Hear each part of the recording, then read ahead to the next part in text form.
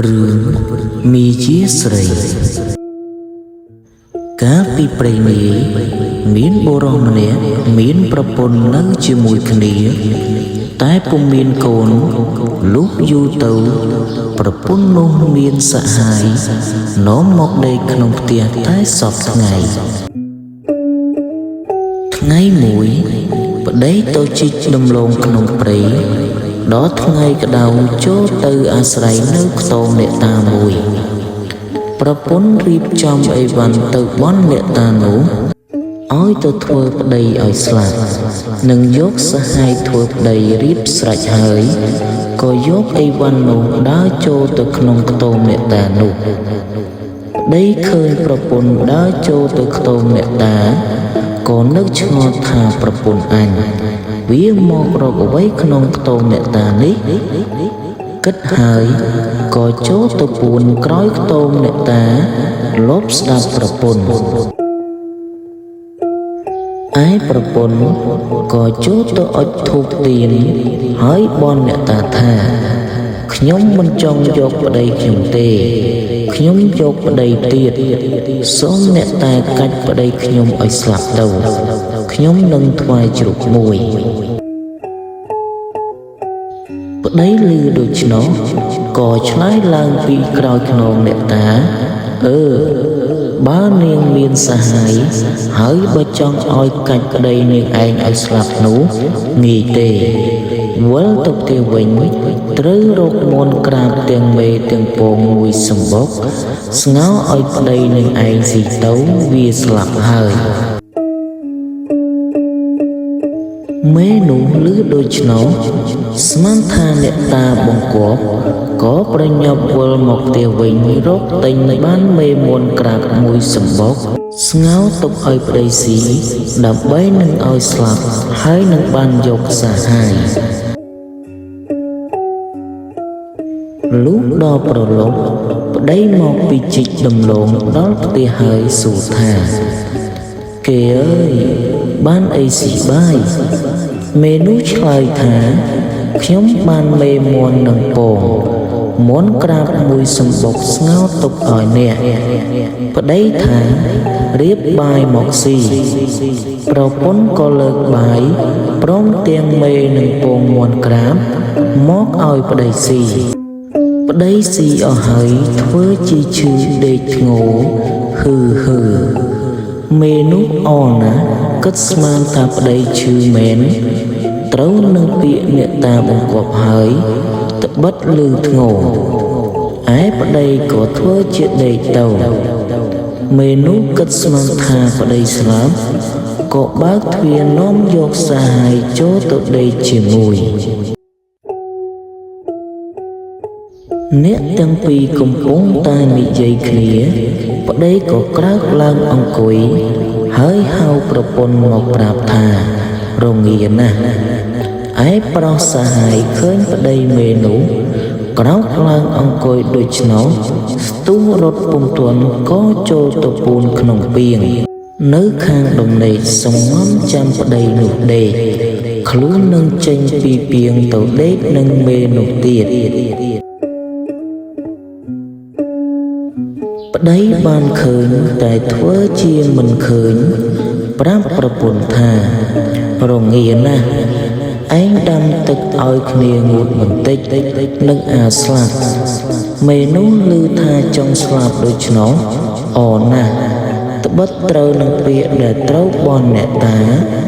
លុះប្រពន្ធដាំទឹកពុះហើយប្តីថាទៅដងទឹកត្រចៀកបានមួយក្អមមកយកមកលាងនឹងទឹកក្តៅនេះប្រពន្ធឮប្តីប្រើដូច្នោះក៏យកក្អមចេញទៅដងទឹកប្តីឃើញប្រពន្ធទៅបាត់ក៏ក្រោកឡើងដើរទៅលើកទឹកពុះមួយខ្ទះនោះយកទៅស្រោចលើសហាយដែលនៅក្នុងពាងនោះស្លាប់ទៅហើយចូលទៅដេកវិញធ្វើជាធ្ងោហឺទៀត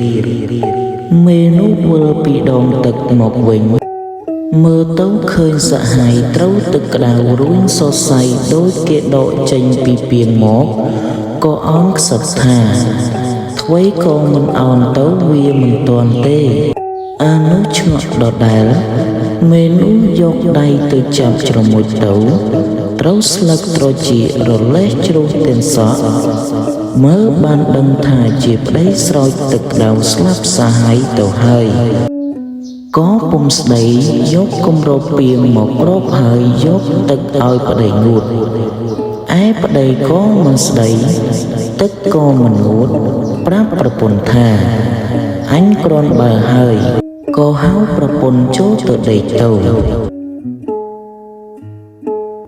លុះព្រឹកប្រហៀមឡើងមេនោះពុំដឹងបើគិតដូចម្ដេចនឹងយកខ្មោចឲ្យរួចចេញផុតពីផ្ទះក៏នឹកឃើញថាក្នុងស្រុកនេះមានចៅ4នាក់តែងតែលបលួចអីវ៉ាន់លាក់ផងសពថ្ងៃសពយុគគ្រប់ភូមិដូច្នេះអញនឹងគិតឲ្យចៅទាំង4នាក់នោះយកខ្មោចចេញពីផ្ទះអញទៅចោលក្នុងព្រៃឲ្យបានគិតហើយក៏ដើរខ្ចីសំពត់ហូលយកមកហាលជុំវិញផ្ទះឯចៅទាំង4នាក់នោះឃើញហើយគិតគ្នាថាយើមេនោះមានណាស់ណោះជប់នេះយើងនឹងទៅលបលួចវាឲ្យបានពុំខានសពថ្ងៃយើងស្មានថាវាក្រមេនោះក៏ហាលសំពត់ហូលអាវប្រែនោះលុបដល់ពេលល្ងាចយកទៅជូនគេវិញហើយយកមកចងរឹតរូតពីងខ្មោចនោះឲ្យជាប់ទុកឲ្យចោលចូលលួចមកផ្សែងយកទៅឯចៅទាំង4នាក់លុះយកក៏បបួលគ្នាទៅលួចចូលទៅរករបស់ទាំងនោះពុំឃើញប្រទះឃើញតែពីងមួយចងមាត់ជាប់បើកពុំរួចចៅទាំង4នាក់និយាយគ្នាថារបស់អស់នោះវាដាក់ក្នុងពីងនេះហើយ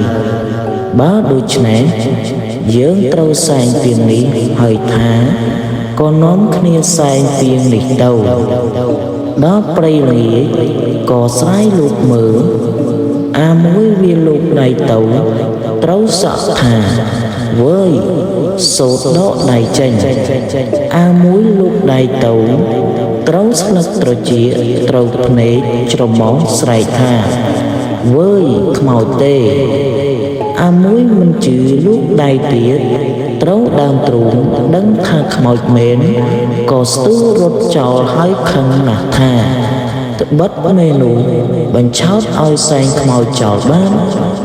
ចៅទាំង4នាក់គិតគ្នាថាយើងខ្លំមើលមេនោះបើឃើញវាដើរទៅណាតែម្នាក់ឯងត្រូវគ្នាយើងចងរោមចាប់វាវាយឲ្យវារៀងកុំឲ្យវាបញ្ឆោតយើងទៀតជួនជាថ្ងៃមួយមេនោះចង់ទៅកំពង់រកទិញអីវ៉ាន់ត្បិតមានសំពៅទៅនឹងមកដល់ពីស្រុកក្រៅមេនោះដើរដល់កណ្ដាលផ្លូវក៏ជួបនឹងចៅទាំង4នាក់នោះចៅឃើញក៏នាំគ្នាព្រួតចាប់នឹងវាហើយជេរពីរឿងដែលវាបញ្ឆោតមេនោះឆ្លើយថាណាហើយអ្នកបើអ្នកវាយខ្ញុំក៏ឥតប្រយោជន៍ដែរត្បិតខ្ញុំទៅទាបប្រាក់ពីនាយសំពៅដូច្នេះចូលមកអញ្ជើញទៅនឹងខ្ញុំទាបប្រាក់បានចែកគ្នាចាយលេងចៅទាំង4នាក់ឮថាវាទៅទាបប្រាក់ដូច្នោះក៏ចូលចិត្តបបួលគ្នាទៅមេនោះផ្ដាំចៅទាំង4នាក់ថាអស់អ្នកឈរចាំខ្ញុំនៅលើច្រាំងចោះបើកាលណាឃើញខ្ញុំបោយដៃនោះអ្នកនាំគ្នាចោះទៅចោះបានប្រាក់ហើយ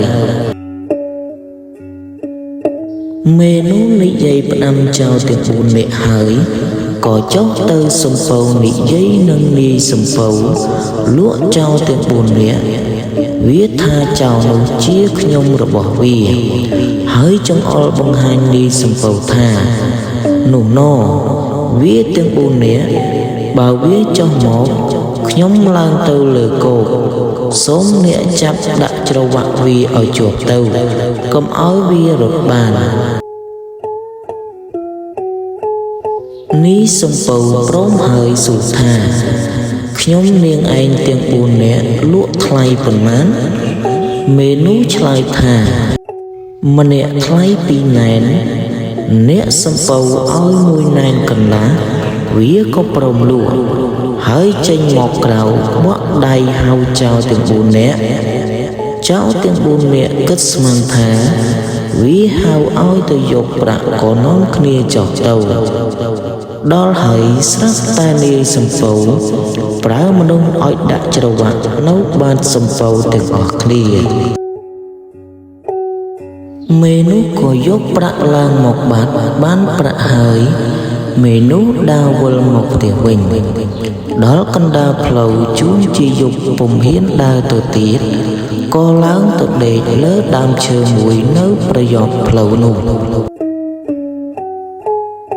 ឯចៅ4នាក់លួងនាយសំពៅដាក់ច្រវាក់ជាប់ហើយក៏និយាយគ្នាថាយើមេនេះហៅពេញជាប្រាជ្ញាធំវាបញ្ឆោតយើងឲ្យសែងខ្មោចទៅចោលក្នុងព្រៃហើយឥឡូវវាលក់យើងបានទៀត